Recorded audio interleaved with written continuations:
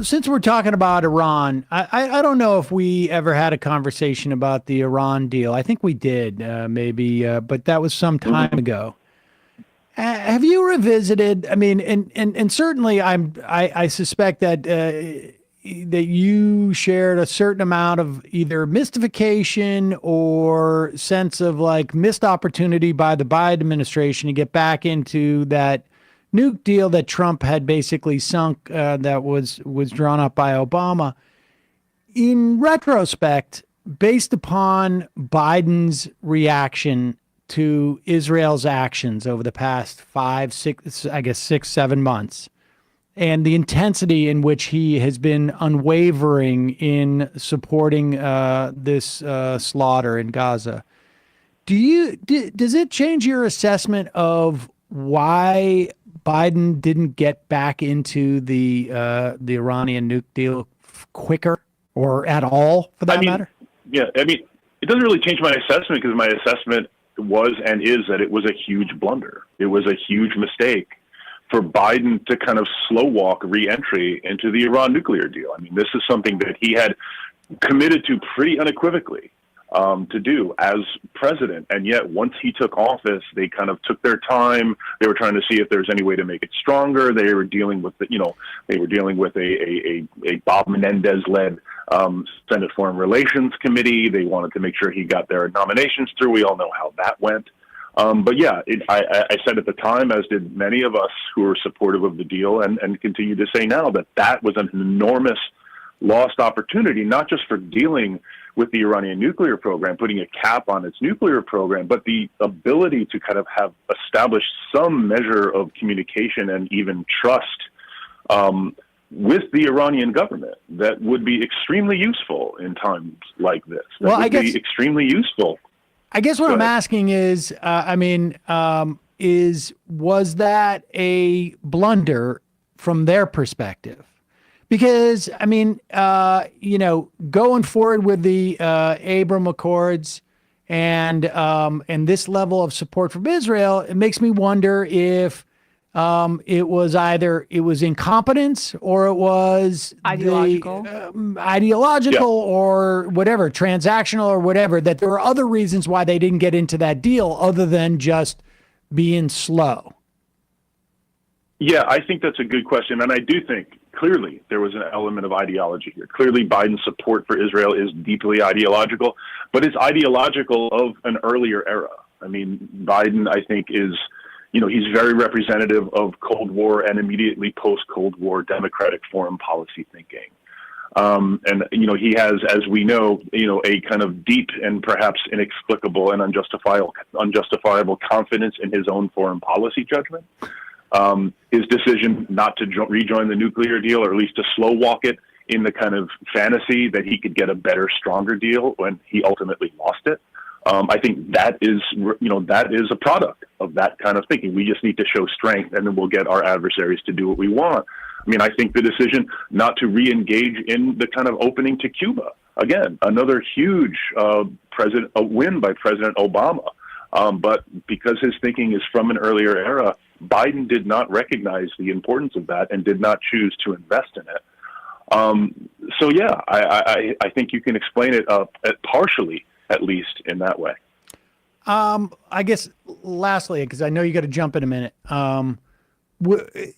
Is there the thing about Donald Trump was there was always this question of like, are we going to recover in terms of foreign policy? Like, if I was if I was a foreign leader, I would be a little bit nervous, regardless of whether Trump was there or not, because I'd be like, this seems like an unstable country that could go from Obama to Trump to Biden. But now it also seems like Biden has like, how do you even pretend that there are some type of rules-based international order that we're operating under, as opposed to just sort of whatever we wake up that day and decides in our best interest? I mean, it feels like this is going to have lasting impact on our ability to, I don't know, even exert soft power. Right. absolutely agree with that. And I wrote a piece for the New Republic in December, and we spoke shortly after I returned from Ukraine. I wrote this piece about, the U.S.'s Ukraine policy versus its Gaza policy, and how these two policies basically show the vast contradiction in our support for the so-called rules-based order in one case, and the cover we're giving to an ally that is absolutely violating every tenet of that so-called rules-based order in another case. And it is doing enormous damage to our ability to create a more secure and just world. And I think future administrations are going to have to contend with that. But again, I think it does show, and I kind of quote there's a saying by the Peruvian dictator Benavides that says, "For my friends, everything; for my enemies, the law." And I think that is unfortunately what the Biden administration has shown about the rules-based order: for my friends, everything; and for my enemies, the International Criminal Court. And when we are trying to make appeals to the non-aligned world, the developing world, the global South, whatever term one wants to use, this is going to be enormously harmful when we try to get them on board to address shared challenges, whether it's Ukraine or other things, on the basis of an appeal to international rules and international law. They will always have this. They have a whole list of hypocrisies they can point to, but this one is so absolutely glaring, it's going to be very hard to surmount. And lastly from me here, Matt, does Washington have a sense of the true Gaza death totals? We haven't had an update on that 33,000 figure in about 2 months at this point, if not more. Yeah, I mean, I think it is certainly around that, probably more. We have no idea how many are still buried under the rubble. It may be that many underneath the rubble. It is just an ongoing catastrophe. I mean, I lack other words for it. But it is, I couldn't have imagined a few months ago that we would still be seeing this, now in April, over 6 months after this. And we all have the question, what's it going to take for President Biden to change policy? And apparently it's nothing. He's apparently just decided that we are going to support Israel to do whatever it wants to do, and occasionally leak about how disappointed and angry he is with Netanyahu, but the policy will not change. And when how close, I mean, if you had to guess as to what the number of Democratic senators at this point are on the sort of like condition aid caucus, if you will. I don't think, certainly they haven't all been public about it, but how many would you say at this point? I would say you've got probably about 12 to 15, maybe a few more.